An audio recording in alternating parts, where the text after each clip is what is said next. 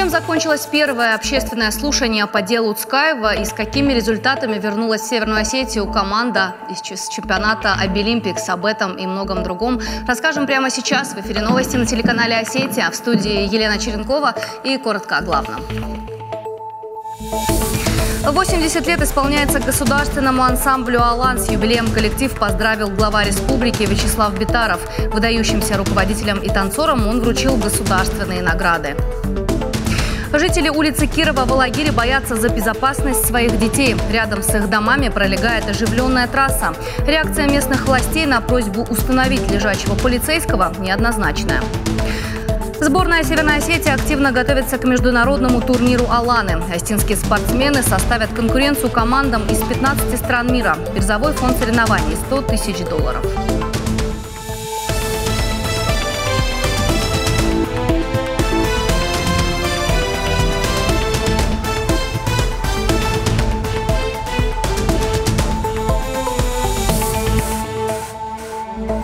10 бывших сотрудников Североостинской полиции предстали в качестве подсудимых в Ленинском районном суде. Сегодня должны были состояться предварительные слушания по резонансному уголовному делу Владимира Цкаева. Однако из-за неявки одного из адвокатов стороны защиты слушания перенесли на 17 декабря.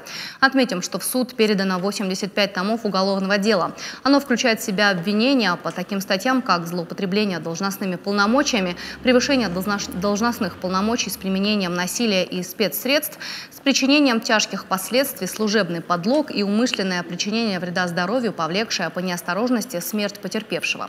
Напомним, 31 октября 2015 года в отдел полиции по городу Владикавказу был доставлен 39-летний Владимир Цкаев по подозрению в причинении тяжкого вреда здоровью. В ночь на 1 ноября потерпевший в бессознательном состоянии был госпитализирован в больницу, а утром скончался, не приходя в сознание. Дело шло до суда больше 3 лет. У 10 обвиняемых, соответственно, 10 или даже больше адвокатов. На сегодняшний день заболел адвокат Зампаева. Нам приходится только верить тому, что он действительно заболел, но я, как уже говорила до этого, вижу действия, направленные на затягивание рассмотрения дела, затягивание процесса, а это один из методов. Сейчас они назначат график дежурства по болезням, и каждый раз будет переноситься судебное заседание. Да, мы будем бороться. Я надеюсь, что такого не случится. Мы будем, бороться. Конечно, мы спокойно не будем на это все смотреть. Мало того, что Следственный комитет 3 года занимался сокрытием преступления, это видно невооруженным взглядом. Это подтверждает то, что вернулся на свое место работы начальник 2-го отдела Джусой Важа Хазбиевич, которого восстановили примерно 10 дней назад. В Москве обсудили план подготовки к празднованию 1100-летия крещения Алании. Совещание состоялось под председательством вице-премьера правительства России Ольги Голодец. На встрече присутствовали полномочные представители республики при президенте России Борис Джанаев, архиепископ Владикавказский и Аланский Леонид и руководители профильных ведомств. Борис Джанаев отметил, что вопросы подготовки к празднованию знаменательной даты на контроле главы республики Вячеслава Битарова. В год празднования юбилея крещения Алании основные торжества пройдут в Свято-Георгиевском кафедральном соборе. Важно, чтобы главный храм Северной Осетии был готов принять высоких гостей.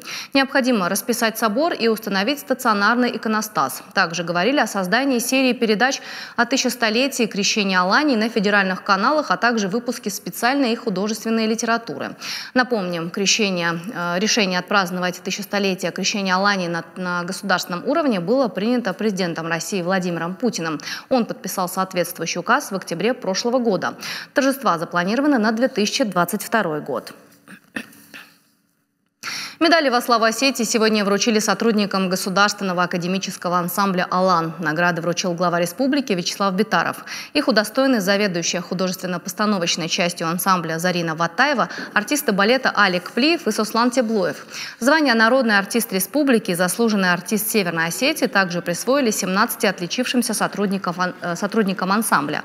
Кроме того, 9 человек получили почетные грамоты парламента республики. Награждение прошло в Академическом театре имени Владимира Владимира Тхапсаева. На торжественную церемонию празднования 80-летия государственного ансамбля «Алан» пригласили ветеранов ансамбля и их коллег из разных регионов России. Государственный академический ордена дружбы народов ансамбль танца «Алан» был основан Татарканом Кукойте в 1938 году. 80 лет творческий коллектив ансамбля с блеском представляет культуру родной республики в разных уголках планеты и покоряет высоким мастерством сердца миллионов зрителей. Каждый номер «Алана» – это целая композиция, показывающая историю и судьбу этноса. В репертуаре ансамбля не только остинские танцы, но и танцы всех народов Кавказа. Колорит выступлениям придает и безупречное инструментальное и песенное сопровождение. Блестящее исполнительское мастерство уже давно стало визитной карточкой «Алана», основой заслуженного уважения коллективу среди жителей не только нашей республики, но и многих городов России, Европы и мира, где успешно гастролировал ансамбль. Поэтому всему нашему составу, нашего юбиляра, желаю сохранить и сберечь эту высокую оценку и отношение к «Алану», жемчужине культуры и искусства Осетии. С юбилеем вас, «Алан!» Счастья, здоровья и творческих успехов всем тем, кто причастен к созидательной деятельности ансамбля. Очень приятно, конечно, видеть большое количество ветеранов ансамбля «Алан». Это прежде всего их праздник. И, конечно, я считаю, что отмечание юбилея чествования, оно прежде всего должно относиться именно к ветеранам ансамбля. И, конечно, большое волнение у тех, кто танцует сегодня на сцене. Это большая ответственность. Команда национального чемпионата профессионального мастерства среди лиц с ограниченными возможностями здоровья вернулась с победой. Сегодня их поздравил председатель правительства республики Таймураз Тускаев. На Обилимпиксе ребята завоевали 3 медали, 2 бронзы в основных компетенциях лозоплетение и электромонтаж. Получили Вадим Мицеев и Арсен Хабалов. Зарина Тараева стала лучшей в приготовлении остинских пирогов и привезла домой первое золото. Большое спасибо нашим сегодняшним лауреатам, нашей молодежи. Я горжусь, что в Осетии такая трудолюбивая, всесторонне развитая, талантливая молодежь, которая чтит традиции своего народа, очень внимательно прислушивается к советам старшим, правильно выбирает жизненные цели. Премьер вручил им подарки и дипломы. Для победителей предусмотрели и денежное вознаграждение. Особое внимание уделили педагогам ребят. Они, несмотря на особенности своих учеников, помогали и были рядом. Теперь студентам предстоит дальше совершенствовать свои навыки и развиваться в профессии. Готовились мы целый месяц. И каждый день, видит даже по выходным, как говорится, выходных даже не было. Ну, я думаю, этот труд показал свои плоды. Сплести лежанку для кошки. Это было мое задание, и я с ним, не напрягаясь и совершенно не беспокоясь ни о чем, просто сплел, и как-то так получилось, что получил 3-е место. В Северной Осетии появится агропродовольственный рынок. Это позволит всем фермерам республики представлять свою продукцию в одном месте и быстрее найти своего покупателя. Об этом стало известно сегодня на общественных дискуссиях «Стратегия 2030». Работа по созданию необходимых условий для этого ведется полным ходом. Говорили и о развитии животноводства, растениеводства и рыбоводства. Дискуссия была активной. Фермеры, землевладельцы, студенты аграрных факультетов и представители профильных ведомств обсудили наиболее острые вопросы. Это развитие личных подсобных хозяйств и обновления парка сельскохозяйственной техники. Наиболее пристальное внимание уделили подготовке кадров. По словам экспертов, их сейчас недостаточно. Программа подготовки кадров очень важная программа, потому что сегодня квалифицированных кадров не хватает. А запрос уже на высокотехнологичное сельхозпроизводство, он уже есть. Поэтому мы часто видим, что, там, скажем, для выращивания фундука привлекаются итальянские специалисты, для производства рыбы приезжают специалисты из Карелии, из Санкт-Петербурга. Вот. Нам очень хотелось бы, чтобы центр компетенций, именно с точки зрения кадровой подготовки, чтобы они были локализованы здесь у нас. Напомним, стратегия 2030 – новый курс развития. Это серия общественных дискуссий по проекту «Стратегия социально-экономического развития республики». Впереди еще обсуждение развития культуры республики. Принять участие в дискуссиях может любой желающий. Искусственная неровность, или, как устоялось в народе, лежачий полицейский. Она должна быть на дорогах, чтобы регулировать скоростной режим. По сути, устанавливать искусственную неровность может абсолютно каждый практически в любом месте. Достаточно собрать определенный пакет документов и согласовать решение с ГИБДД и местными властями.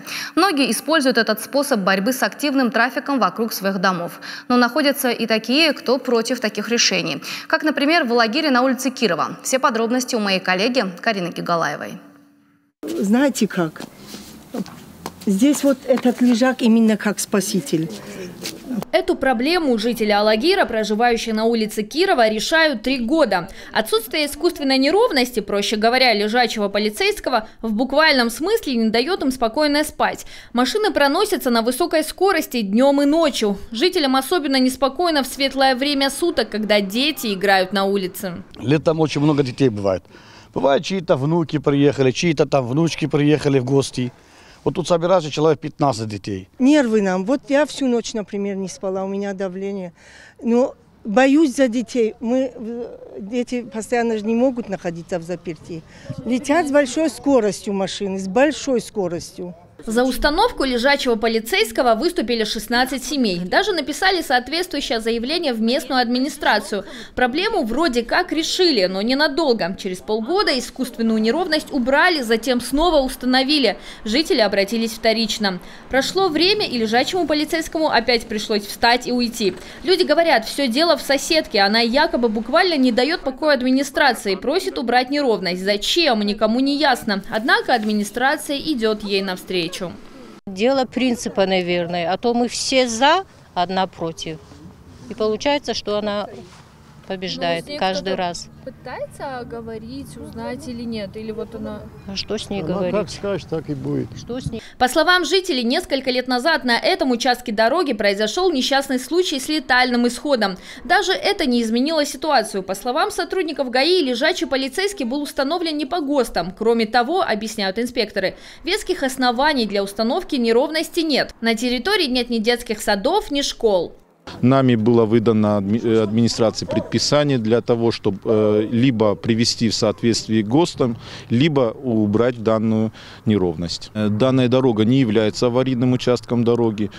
Если администрация решит установить неровность, то мы не против. Мы попытались узнать мнение и районной администрации. Отказались, отметив лишь следующее. Это решение приняла комиссия. У нас есть комиссия по безопасности дорожного движения. Это комиссионное решение и предписание ГИБДД. Получается замкнутый круг. Жители уже и так поделились на 2 лагеря. Ответственные лица отмечают решение за комиссией по безопасности дорожного движения в Алагире, но на свое усмотрение такие препятствия устанавливать нельзя. В законе прямо прописано. Их устанавливают перед опасными участками дорог, перед въездом на территорию со знаком «Жилая зона», на мостах, путепроводах, эстакадах, в транспортных тоннелях, проездах под мостами и так далее. Но если жители решили, что в определенном месте дорожный участок опасен для пешеходов, то администрация должна идти им навстречу. Карина Гигалаева, Алан Суанов. Новости Осетии. Станислав Кисаев встретился с учащими 27-й школы в преддверии Дня Конституции. Он провел лекцию о правах людей и о том, как зарождалась система законов. Ученики могли задать вопросы юристу. Подобные семинары проведут также судьи Конституционного суда и работники аппарата. Такие встречи со школьниками и студентами вузов будут проходить и в районах республики. Планируется, что к акции присоединятся и депутаты парламента.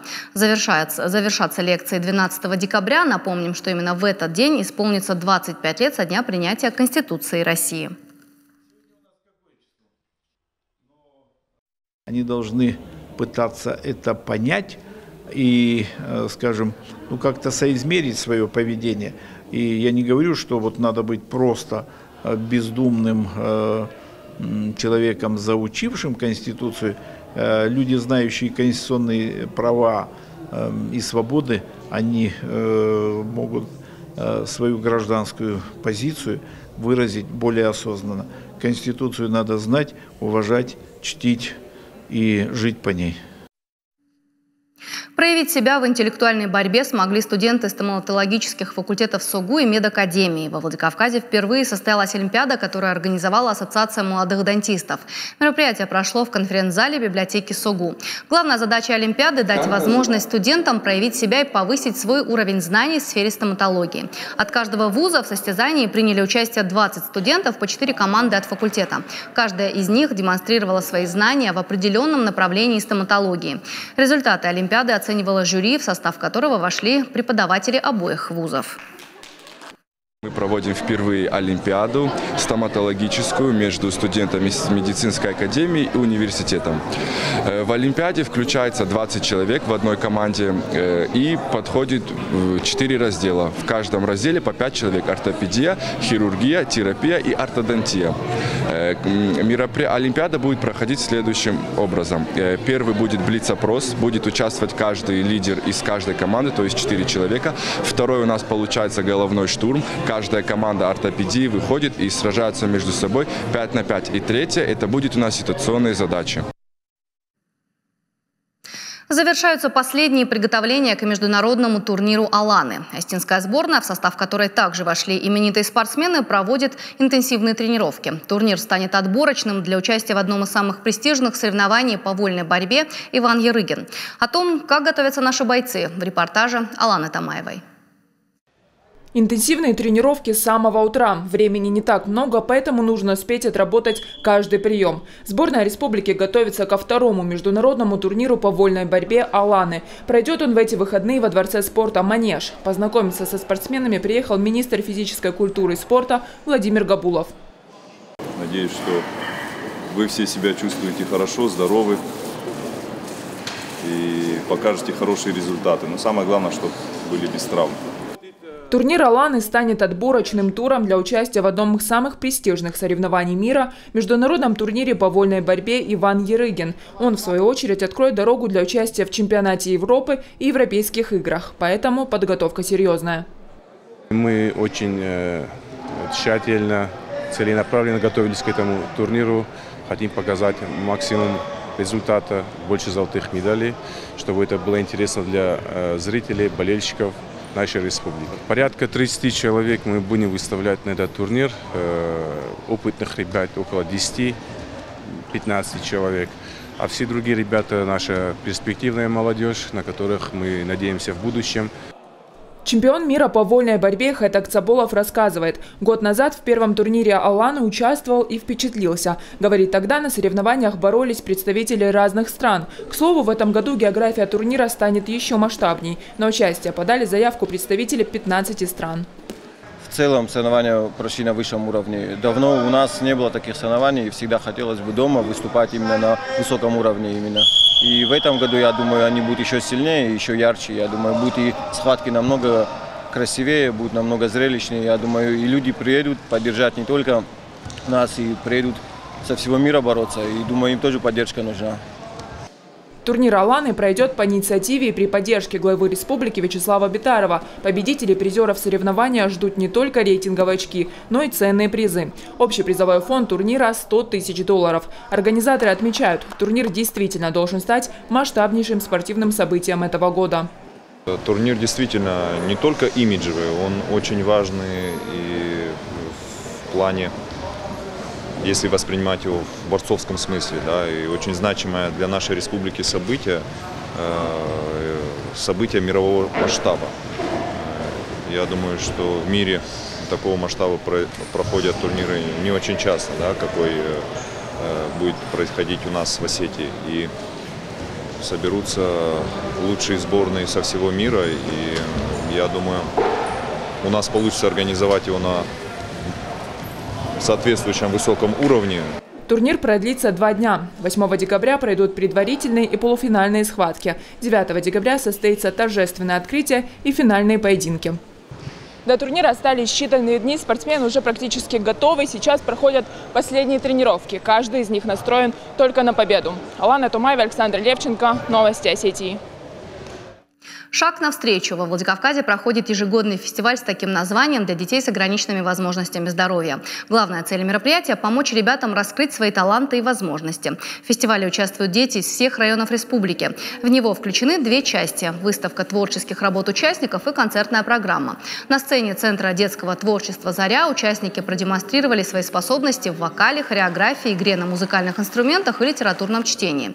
Возраст участников от 4 до 15 лет. Отметим, что фестиваль проводится при поддержке Министерства образования и науки Северной Осетии. По словам организаторов, уровень мастерства участников с каждым годом растет. Всем им вручили грамоты и памятные подарки. Конкурс у нас направлен на детей с ограниченными возможностями здоровья. Это дети различных возрастных групп от 4 до 15 лет.